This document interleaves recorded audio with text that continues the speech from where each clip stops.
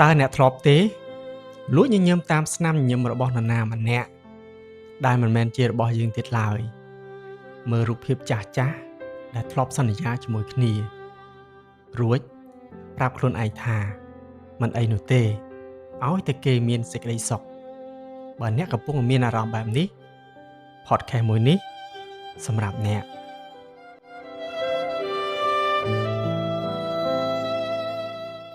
សួស្តីប្រិយមិត្តទាំងអស់គ្នាវិលមកជួបគ្នាសាជាថ្មីក្នុងភាគ2នៃកម្មវិធី podcast របស់យើងក្នុងខែកុម្ភៈដ៏មានន័យនេះថ្ងៃទី14កុម្ភៈគឺជាថ្ងៃដែលពិភពលោកទាំងមូលប្រពទិវានៃក្តីស្រឡាញ់ប៉ុន្តែសម្រាប់យើងម្នាក់ៗក្តីស្រឡាញ់ប្រហែលជាមាននិយមន័យខុសៗគ្នាមុននឹងឈានដល់រឿងរ៉ាវនៅក្នុងចិត្តខ្ញុំចង់រំលឹកដល់ក្តីស្រឡាញ់ដ៏អស្ចារ្យដែលយើងកំពុងតែមាននៅក្នុងដៃហើយក្តាប់យ៉ាងណែន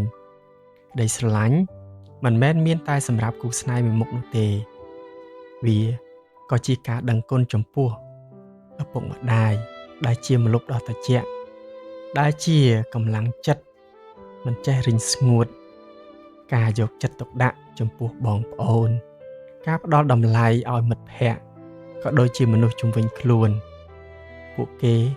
ជាតួអង្គដែលជួយយោងយើងឲ្យក្រោកឈរក្នុងពេលដែលបេះដូងរបស់យើងទន់ជ្រាយបំផុតនៅក្នុងថ្ងៃនេះបេះដូងរបស់ខ្ញុំស្រាប់តែរសាត់ទៅរកមនុស្សម្នាក់ដែលធ្លាប់រួមដំណើរជាមួយគ្នារាល់ឆ្នាំក្នុងថ្ងៃនេះទោះបីពេលនេះយើងគ្មានឱកាសបាននិយាយគ្នាសូម្បីតែពាក្យជូនពរដែលយើងធ្លាប់ជូនពរចំពោះគ្នាក៏មិនអាចផ្ញើទៅដល់ប៉ុន្តែរាល់ការសន្យាដែលថានឹងការក្តីស្រឡាញ់រៀងរាល់ឆ្នាំសន្យាមិនបោះបង់គ្នាកាន់ដៃគ្នាមិនលែងទោះបីមានរឿងអ្វីក៏ដោយហើយកសាងគ្រួសារជាមួយគ្នាការសន្យានោះ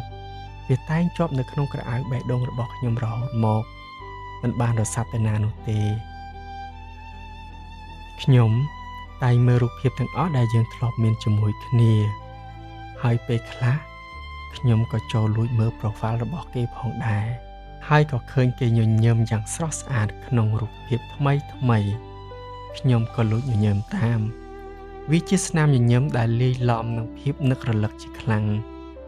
ពេលខ្លះខ្ញុំបានឃើញគេខ្ញុំក៏ជ្រើសរើសការឈោះមើលគេពីចម្ងាយមិនហ៊ានរំខានទេព្រោះចង់រក្សាវត្តមានរបស់គេទុកជាអាទិភាពក្នុងបេះដូងរបស់ខ្ញុំហើយនឹករលឹកគ្រប់ពេលវេលា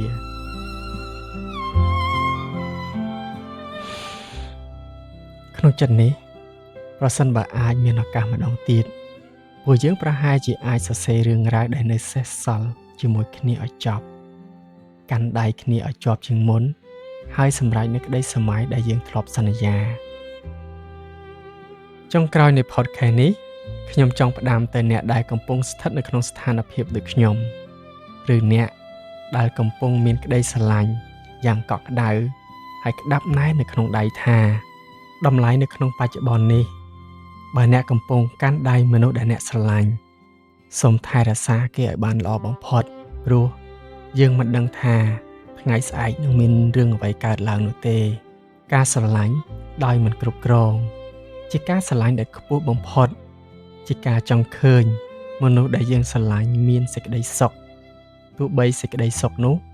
មិនមែនមានយើងនៅក្បែរក៏ដោយកុំបោះបង់ក្តីសង្ឃឹមការដែលបេះដូងយើងនៅចងចាំពាក្យសន្យាវាមិនមែនជាភាពល្ងង់ខ្លៅឬក៏ជាការឈឺចាប់យ៉ាងស្រុងនោះទេតែវាជាភស្តុតាងដែលបញ្ជាក់ថាយើងគឺជាមនុស្សដែលនៅចងចាំនិងស្មោះត្រង់បំផុតហេតុនេះចូលអ្នកស្រឡាញ់ខ្លួនឯងឲ្យបានច្រើនបំផុតនៅក្នុងថ្ងៃនេះ